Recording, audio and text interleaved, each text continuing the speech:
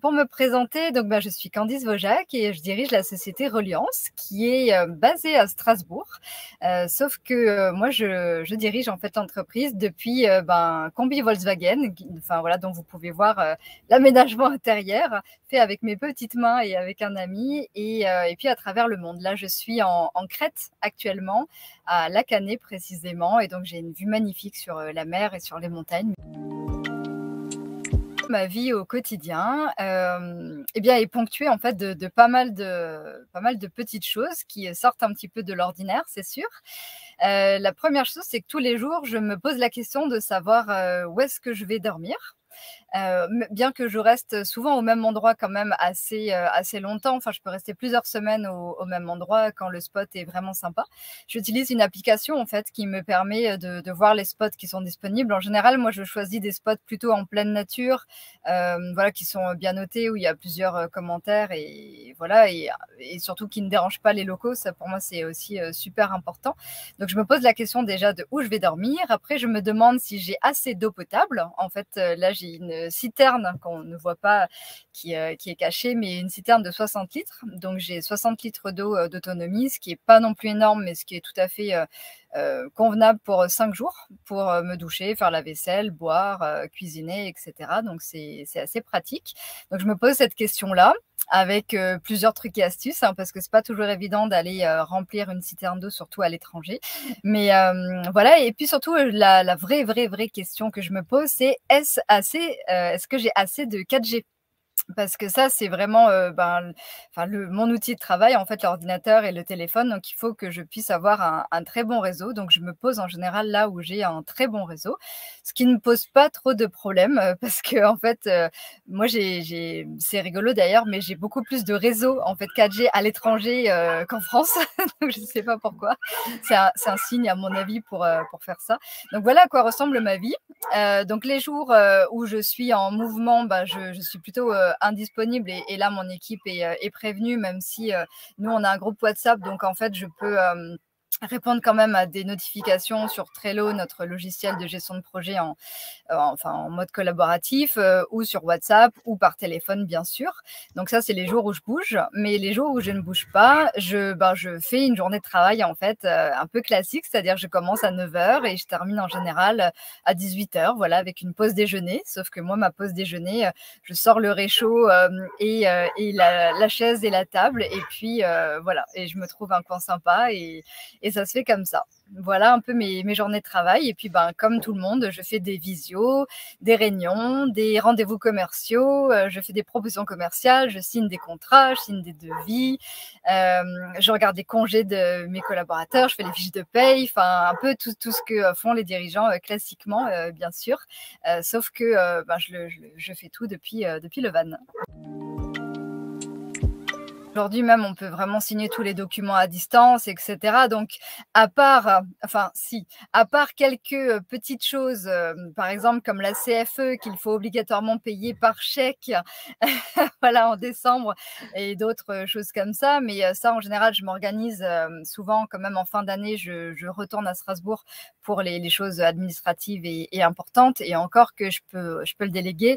Voilà, on s'est organisé aussi en interne pour que les chèques puissent être traités directement par l'équipe. Donc ça, c'est pas tout un souci. Mais la seule chose en réalité que je ne peux pas faire et qui manque quand même un petit peu, c'est le lien physique, c'est-à-dire prendre le café, manger un bout de gâteau avec les collègues et parler de tout et de rien. Mais en réalité, j'ai pas l'impression de passer à côté de leur vie non plus, puisque tous les lundis, en fait, on a une réunion, notre réunion d'équipe, et donc on se demande comment s'est passé le week-end, quels sont les gros sujets, etc. Donc j'arrive quand même à garder l'actualité un peu de leur vie, et inversement d'ailleurs, elles gardent aussi un peu l'actualité de la mienne. Voilà, mais c'est sûr qu'on a moins cette convivialité instantanée et spontanée qu'on peut avoir parfois. C'est vrai que quand je suis à Strasbourg, on est juste à côté d'un supermarché, et donc parfois je vais acheter un pot de glace et on va manger des glaces ensemble, et ça c'est sympa, et on l'a pas forcément planifié, etc. Mais cela dit, là on déjeune ensemble quand même, sauf que on le fait par Zoom et c'est très sympa, mais c'est vrai que voilà, le contact, forcément on n'est pas là, quoi. Je n'ai pas formalisé ma décision en ces termes, c'est-à-dire que je ne me suis pas dit: «Je vais, diriger à distance et je vais le faire, pendant un temps, comme ça». En fait, les choses se sont faites, un peu au fur et à mesure et se sont imposées à moi et finalement là, ça fait 3 ans maintenant et je me dis: «Ah bah oui, c'est vrai, en fait, je dirige à distance». C'est ça que je fais. Mais à l'origine, le projet n'était pas exactement celui-ci. En fait, en septembre 2019, hein, tu vois, ça remonte un petit peu et là, j'arrive un petit peu au bout de mes capacités, de mes envies et que, je commence à sentir que je m'assèche en fait, à mon poste de travail, qu'en tant que dirigeante, voilà, j'ai du mal parfois à prendre des décisions, que franchement je sais plus tellement, qui enfin voilà, ce qui va être bien ou pas, comment accompagner les clients au mieux et puis surtout comment faire grandir l'équipe, également et que j'ai besoin de prendre l'air en fait. Parce que, c'est un peu, bah, tu vois le problème quand on fait des excès aussi, hein. Si tu manges du gâteau au chocolat au petit déjeuner, au déjeuner, au goûter, puis au dîner, au bout d'un moment, le gâteau au chocolat, voilà, tu en as un peu marre. Bah là, c'est pareil.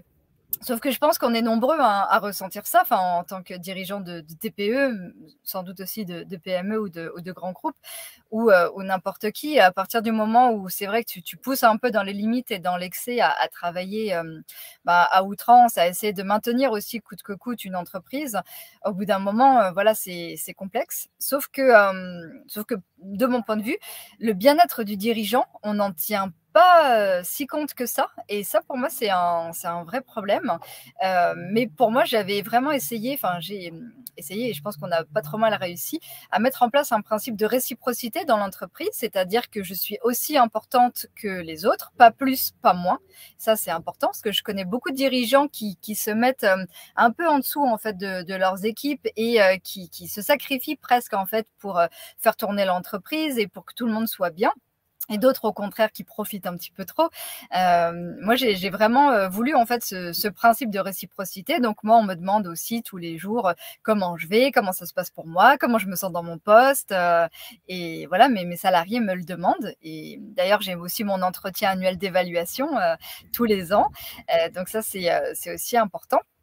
Mais voilà et donc du coup, quand je leur ai, annoncé ça, voilà, je leur ai dit que moi j'avais besoin de prendre un petit peu l'air et que, je voulais en fait, ben, f avoir un projet de vie plutôt parce que c'est vrai que ces 12 dernières années, bah, j'ai un peu passé ma vie à travailler quand même, hein et j'ai que 39 ans, mais déjà 39 ans et du coup j'ai pas fait grand chose en fait à côté.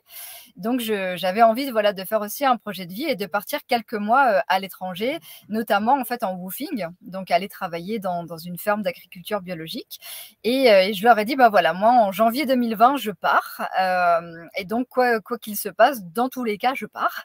Mais rassurez-vous, on va mettre les choses parfaitement sur rail et d'équerre pour que, ça ne pose pas de problème» et donc bien sûr pendant 4 mois en fait j'ai vraiment, tout organisé pour que les choses soient parfaitement d'équerre et je suis partie en janvier 2020, mais avec une date de retour qui était en mai 2020. Puis après, ben, voilà, le Covid, on avait décidé autrement entre-temps. Et puis, quand je suis revenue, finalement, je me suis rendu compte que j'étais bien quand j'étais partie. Et c'est comme ça que j'ai continué, en fait, et que, bah, tu vois, là, on est en avril 2023 et j'y suis encore. Je me souviendrai toujours de cette phrase d'une de mes collaboratrices qui m'a dit: «Mais, attends, mais nous, on n'a pas appris à être chef d'entreprise, comment on va faire, hein?» Je dis: «Mais vous savez, moi non plus, en fait, j'ai pas appris à être chef d'entreprise». En tout cas, moi, j'ai pas fait d'école pour ça. J'ai appris, vraiment sur, bah, voilà, au fur et à mesure, hein, et grâce aux aides aussi extérieures et donc c'est pour ça que, je leur ai dit: «Mais voilà, il y a pas d'inquiétude, en fait, forcément à avoir, sur ça parce que tout ce qu'il y a à savoir, je le sais et je vais le formaliser et on va mettre en place, en fait, des process qui nous permettront, en fait, de pouvoir, tenir le coup». Donc en réalité, il y a pas tant eu d'inquiétude que ça de la part des salariés. Au contraire, ça a été plutôt bien accueilli et plutôt je pense, il faudrait aussi leur reposer la question, mais plutôt une pointe de soulagement de se dire: «Bon, ben, voilà, au moins on a confiance que notre dirigeante, elle ne va pas aller dans le mur du burn-out, elle ne va pas se faire avoir, en fait, par les pièges de, je continue, je continue, je continue jusqu'à m'effondrer» et au contraire, j'ai eu le sentiment que ça leur donnait, quand même plutôt confiance, le fait que je fasse ça et aujourd'hui, bah, on voit que ça ne change rien et au contraire, d'ailleurs, hein, l'année dernière, on a fait 30 de chiffre d'affaires supplémentaire donc voilà, en fait, ma non-présence, parce que je ne vais pas dire que c'est une absence, mais ma non-présence plutôt, fonctionne.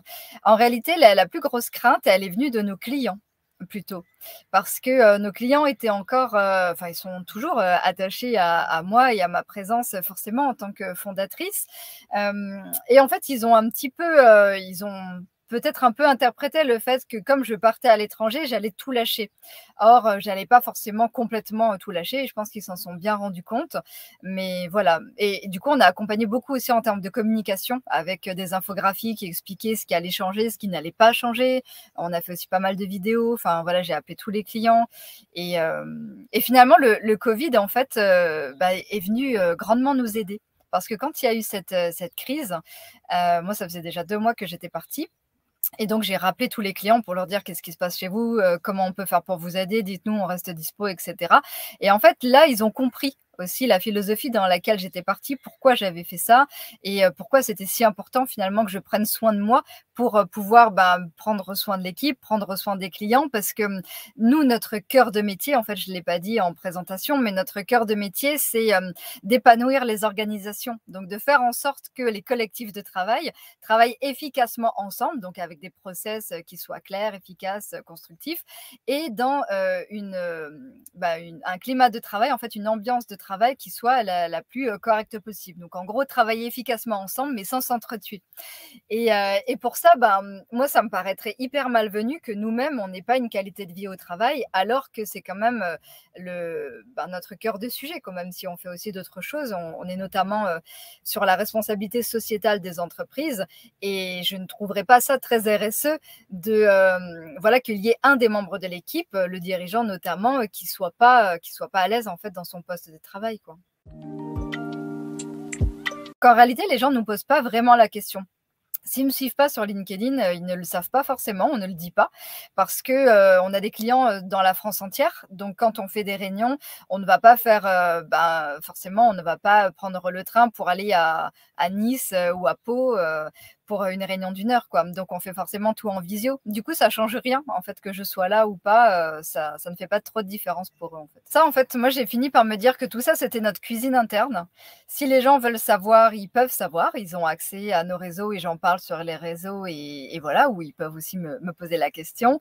En général, quand c'est des visios importantes avec des premiers clients, je mets un arrière-plan, virtuel, hein, pour faire comme si j'étais dans un beau bureau. Mais tout le monde fait ça. Finalement, tout le monde fait ça aujourd'hui parce qu'ils sont à la maison aussi et donc ils font pareil.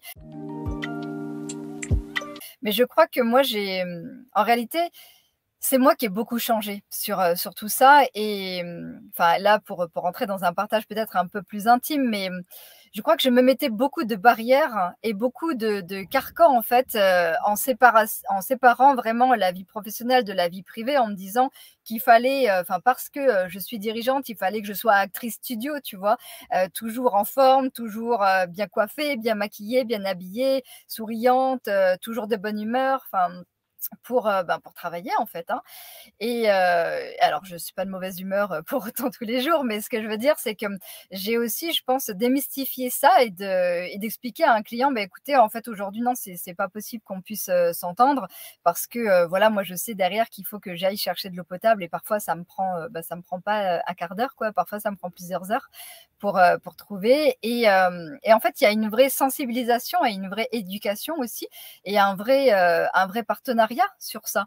De la même façon, c'est si vraiment mon planning était, tout le temps plein, que j'avais des réunions tout le temps, ça repousserait d'autant aussi les rendez-vous qu'on prendrait ensemble. Donc finalement que j'ai, un autre rendez-vous avec un autre client, que je sois obligée d'aller chercher de l'eau potable, ça reste un rendez-vous en fait. Pour eux, ça change rien du moment qu'on arrive à trouver vraiment, une date et une heure qui nous conviennent et selon leur degré d'urgence aussi, on y arrive toujours. Ça, c'est un peu d'ailleurs le revers de la médaille, les coulisses en fait plutôt, c'est ce que ça me demande. Donc ce que ça me permet, c'est ce bien-être effectivement et on en rediscutera sans doute, mais cette déconnexion qui permet une créativité supplémentaire. Mais surtout, ce que ça me demande, c'est de rester connectée quand même pas mal sur des notifications et cetera et d'avoir une agilité aussi, cérébrale, de me dire: «OK, là, je suis, sur la route, je sais qu'un client attend ça, je vais m'arrêter» ou je reçois un coup de fil, je m'arrête et voilà et du coup, ma gestion du temps en est aussi un peu revue et ça, c'est tout à fait normal. En tout cas, chez nous, c'est très clair, la matrice urgent, important et avec les degrés d'urgence, avec les degrés d'importance, etc. On a vraiment un tableau sur ça et donc on a des canaux de communication aussi différents en fonction du degré d'urgence aussi. Et donc, ces process qui sont mis en place, c'est tout à fait possible, en tout cas, d'arriver à faire les choses correctement. Il suffit simplement d'avoir bien réfléchi à la méthode, bien réfléchi aux outils aussi qui nous conviennent. Mais nous, en tout cas, on n'a jamais raté une urgence ou voilà, et sans que j'ai besoin de demander à mes salariés de travailler la nuit ou sans que moi je dois faire des nuits blanches. Hein. On arrive toujours en fait à anticiper suffisamment pour arriver à faire les choses correctement. Après, quand vraiment il y a des grosses urgences, parce qu'il y a eu une erreur, par exemple, en général, c'est rattrapé. Mais ce que je veux dire aussi par là, c'est qu'en effet, ce mode de vie me permet vraiment de revoir, moi, ma façon de travailler et puis la notion même de travail, en fait.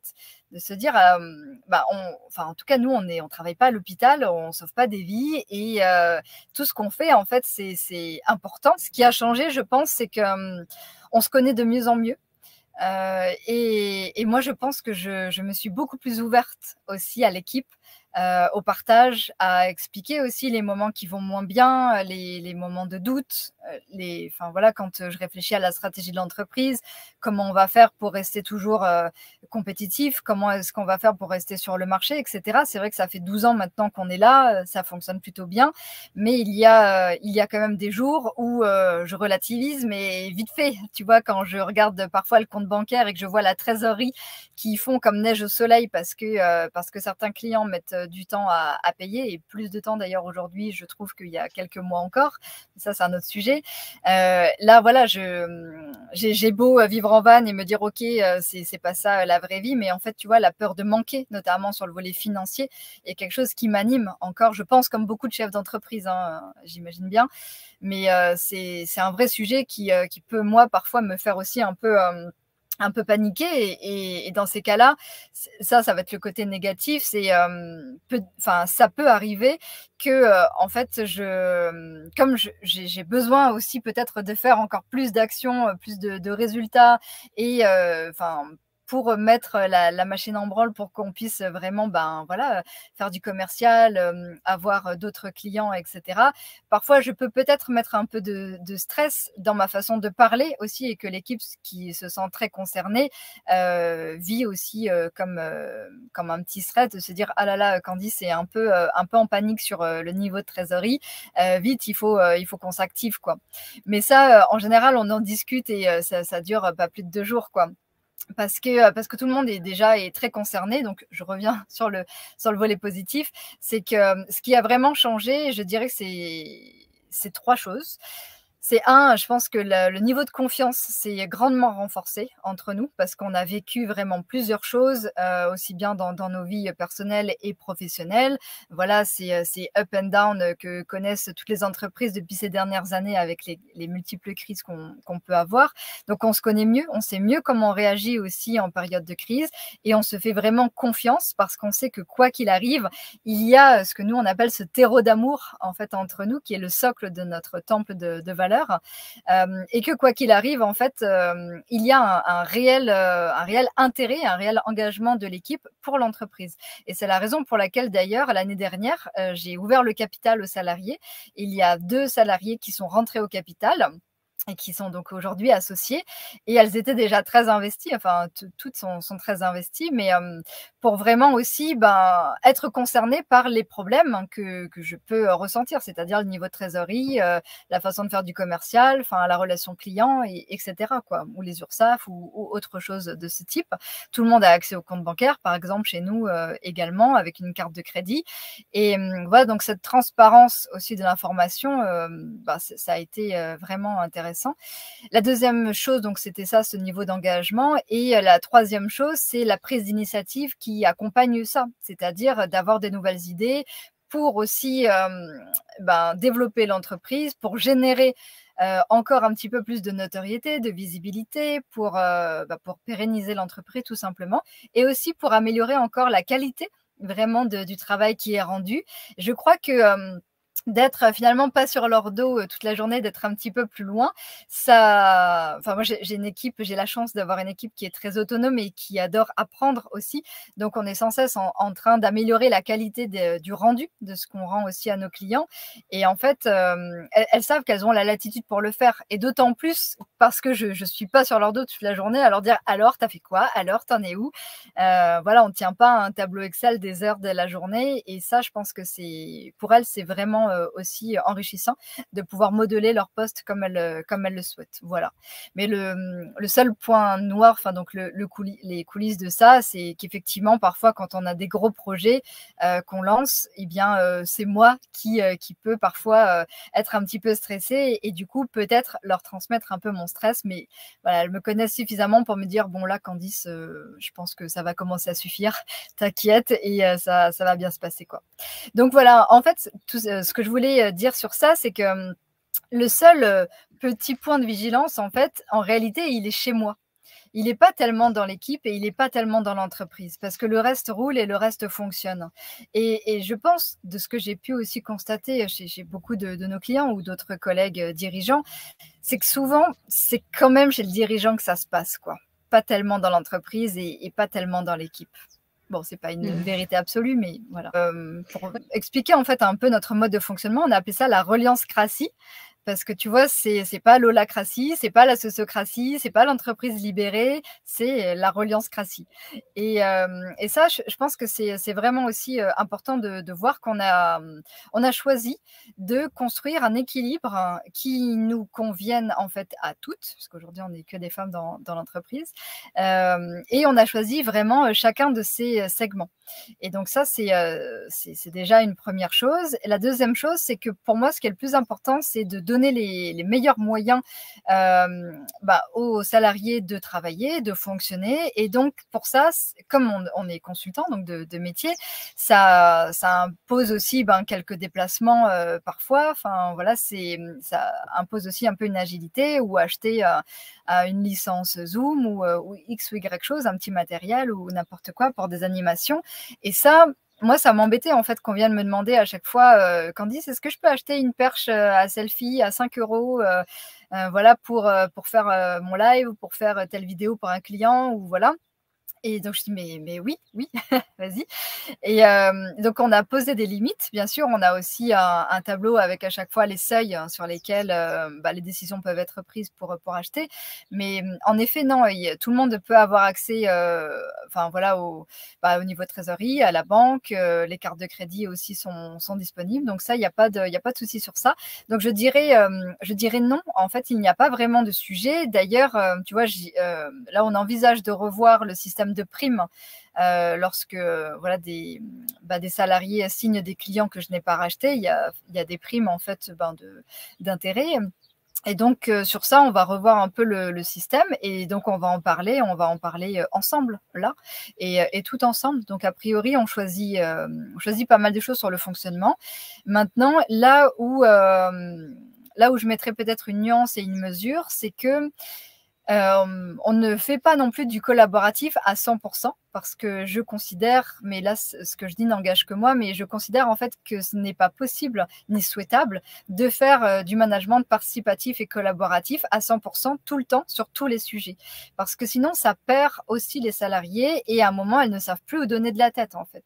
Et on a eu le cas pour partager aussi un retour d'expérience. On a embauché une nouvelle personne en septembre dernier et qui a bien compris cette histoire de collaboratif. Et là, lors de ce projet, donc le lancement de cette nouvelle offre qui va sortir là demain, elle avait tendance en fait à notifier tout le monde, toute l'entreprise à chaque fois sur chaque truc. Et à la fin, un lundi matin, en fait, l'équipe m'a dit mais du coup, qu'est-ce qui est attendu de nous en fait? Parce que là, on n'arrive plus à suivre sur les notifications. Qu'est-ce que concrètement il faut qu'on fasse en fait? Dis-nous là parce qu'on est perdu. Et je dis non, là c'est un travers qu'on a vu avec justement celle qui est arrivée. Et donc, on a pu recadrer les choses en se disant: «OK, voilà ce qui concerne l'équipe. Il faudra leur avis sur, ben, je sais pas, je dis n'importe quoi, mais leurs photos, sur, le site, peut-être une relecture, ce qu'elles ont pensé de, voilà, la façon dont on a présenté la page de vente», par exemple, des choses comme ça. Par contre, toute l'avancée du projet, elles ont pas besoin d'être au courant et on va pas tout faire ensemble enfin, sur tout, quoi, sinon on s'en sort pas et puis en plus, la production ne suit pas derrière et puis on a quand même d'autres tâches que ce projet-là, quoi. Donc ça, c'est important aussi de mettre le bon curseur. Donc le fonctionnement interne est plutôt partagé.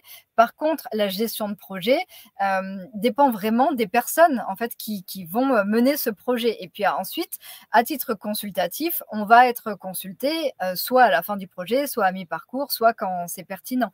Mais voilà, c'est pour moi, je pense que le management 100% ultra participatif n'est pas non plus souhaitable parce qu'à la fin, les personnes n'ont plus du tout de repères et puis pour le coup, la charge de travail explose, quoi. Comment je me sens aujourd'hui? Franchement, je me sens vraiment beaucoup plus libre que je ne pouvais l'être, en fait, avant, bien que, c'est super ce que je fais et que j'aime beaucoup ce que je fais et que, voilà, j'ai vraiment la chance de travailler avec des gens, en plus, que j'ai choisis et qui sont en or, et que j'aime beaucoup les locaux, qu'on a à Strasbourg, forcément. Je me sens vraiment beaucoup plus libre, hein, beaucoup plus ouverte, et le mouvement, en fait, que j'ai mis dans ma vie et le mouvement notamment, enfin, au sens propre du terme puisque je suis sur la route, le mouvement me permet de pouvoir déconnecter, en fait, beaucoup plus facilement. Je sais que quand j'éteins l'ordinateur, tu vois, quand je ferme l'ordinateur, je vais marcher sur la plage, je vais visiter une ville, je vais discuter avec parfois d'autres van-lifers qui sont à côté de moi et en fait, j'ai une richesse, de stimuli, on va dire, qui est beaucoup plus forte aujourd'hui et qui vraiment renforce ma créativité et qui me permet de me sentir plus à ma place, plus épanouie, que c'est plus juste, en fait, ce que je fais parce que ouais, la sédentarité, moi, ça me convenait pas, en fait. Le nomadisme, ça me convient mieux et je suis hyper reconnaissante d'ailleurs de pouvoir le faire aujourd'hui.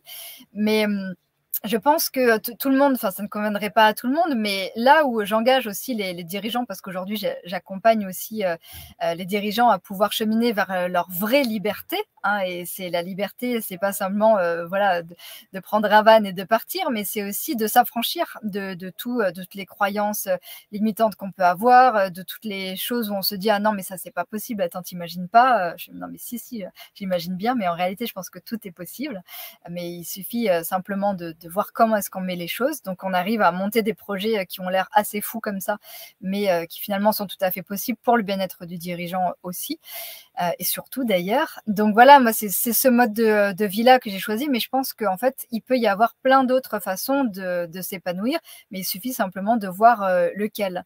Et le fait d'avoir osé ce mode de vie-là, vraiment, je pense, moi, a fait exploser toutes les barrières que je pouvais avoir, en fait. Aujourd'hui, je crois qu'il y a plus grand-chose qui m'inquiète dans la vie. Et là, enfin, juste un exemple sur ça, tu vois, pour venir en Grèce, j'ai dû traverser un certain nombre de pays, dont la Serbie, par exemple. Tu vois, là, je vais y repasser par l'Albanie ou par le Kosovo ou par la Bosnie, qui sont, bah, moi en tout cas, dans mon imaginaire, voilà, quand j'étais étudiante, tu vois, de me dire que ben, c'était des pays où il y avait la guerre, etc. Je sais bien que c'est plus forcément vrai aujourd'hui, mais tu vois, ça me faisait un peu peur quand même de traverser ces pays. Et puis finalement, je l'ai fait, tout s'est très bien passé, les gens sont ultra sympas, j'ai pas eu de problème à la frontière, ni rien, bien au contraire. Et donc, au fur et à mesure, ça permet de dépasser aussi ma zone de confort, dépasser certaines limites ou certaines croyances et qui sont fausses. Et là encore, je me mens à moi-même de me dire: «Oh là là, je vais traverser le Kosovo, qu'est-ce que ça va être, quoi?» Et bon, et puis non, en réalité, voilà, il y a pas trop de problèmes sur ça. J'ai pas eu de peur professionnelle, tu vois? Ça me faisait pas peur de manager à distance, voilà, parce que vraiment j'ai confiance dans nos process, j'ai confiance dans l'équipe. Je sais que l'équipe aussi me fait confiance. Donc on y travaille vraiment beaucoup, d'ailleurs, sur ce lien de confiance, voilà, sur ça. Donc non, ça m'inquiétait pas. Par contre, en effet, d'être une femme seule, c'est souvent c'est la question principale d'ailleurs que les gens me posent, mais t'es toute seule, t'as pas peur? Et voilà, bah non, en réalité, c'est quelque chose qui m'inquiétait au départ, mais notamment, tu vois, surtout les soucis mécaniques. De me dire, si je tombe en panne toute seule au milieu d'un truc, comment je vais faire, par exemple. Donc, j'ai mis en place évidemment des choses pour me sécuriser. J'ai une très bonne assurance, voilà. Mais je me rends compte surtout que j'ai toujours l'aide dont j'ai besoin au moment où j'en ai besoin.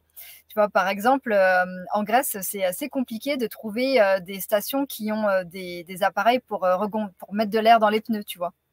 C'est tout bête. Et l'autre fois, je me disais, il faudrait quand même vraiment que je le fasse, la pression des pneus et tout ça. Et ben, j'ai trouvé un van lifer qui avait un compresseur dans son coffre, tu vois. Et comme ça, et je lui ai dit, bah, au fait, par hasard, t'aurais pas ça? Il me dit, ah, bah, si, bien sûr, j'ai ça. Ah, bah, super, nickel. Est-ce que tu peux m'aider? Ah, bah, oui, bien sûr. Et voilà. Et ça se passe la plupart du temps comme ça. Donc, en fait, ce que je veux dire, c'est que oui, ça, bien sûr, ça me sert dans mon quotidien professionnel, tout à fait. C'est-à-dire que je n'ai plus tellement d'appréhension d'aller aborder un client qui me paraît inaccessible pour nous, de faire attendre un client, par exemple, ou de dire non, tout simplement aussi à un client avec qui je sens que ça va être très compliqué de travailler, ou je sens que voilà, ça va pas être très efficace et mieux vaut qu'on ne se choisisse pas. Et voilà, donc ça m'a permis, je pense aussi, un petit peu plus d'alignement encore, tu vois, sur cette façon d'agir dans le quotidien professionnel, je dirais ça, ouais. Ça me permet de dégager beaucoup plus de bandes passantes, ou en tout cas peut-être de vider plus rapidement et plus facilement les pensées que je peux avoir dans la tête, le fait d'être sur la route, et par exemple de pouvoir aussi me former ou de m'intéresser, tu vois, à faire de la veille sur ce que j'imagine pouvoir marcher dans les années à venir. Donc aujourd'hui, ça me permet aussi de renforcer, tu vois, ce côté visionnaire un peu dans l'entreprise, parce que tu vois là, ce dont on discute, le fait qu'on a des process et tout ça, nous on utilise Zoom par exemple depuis 2016, Trello depuis 2018. Donc tu vois, c'est pas du tout le Covid nous qui nous a obligés en fait à nous mettre d'équerre face à des process digitaux. On était déjà digitalisés depuis super longtemps en fait. Donc c'était pas du tout ça. Et là c'est pareil. En fait, le fait d'être dans ce mode de vie me permet moi d'avoir un petit peu plus d'espace et de ressources pour me dire, OK, qu'est-ce que j'aimerais faire plus tard? Qu'est-ce que j'aimerais apporter? Comment est-ce qu'on aimerait contribuer au monde? Comment est-ce qu'on accompagne les entreprises à dépoussiérer leurs pratiques, à moderniser vraiment leurs pratiques, à renforcer leur marque employeur, etc. Et donc, ouais, ça me permet de pouvoir être un peu plus riche d'idées, parce que je vois des choses presque tous les jours, j'exagère un peu, mais en tout cas chaque semaine, je vois des choses qui m'interpellent. Donc, je vois de plus en plus des choses nouvelles, et donc c'est stimulant, quoi. J'imagine bien continuer comme ça, tout en ayant un pied-à-terre, parce qu'aujourd'hui, en fait, je n'ai ni appartement ni maison, je n'ai vraiment que le van. Donc je n'ai rien, je n'ai pas de bien immobilier, tu vois, à Strasbourg ou ailleurs. Donc tout est libre, tout est ouvert. Mais je pense là, plutôt moi, pour des raisons personnelles, j'aimerais bien quand même commencer à me dire que j'ai envie de fonder une famille, tu vois, par exemple. Et donc j'imagine tout à fait bien trouver un pied-à-terre, mais à mon avis tous les 3 mois, 6 mois, partir de temps en temps, même si je ne le ferai sans doute pas les premières années si j'ai un enfant. Mais voilà, pour l'instant, c'est pas du tout posé, mais j'aime le fait que tout soit conciliable. Tu vois, de pouvoir mettre un « et » plutôt qu'un « ou ».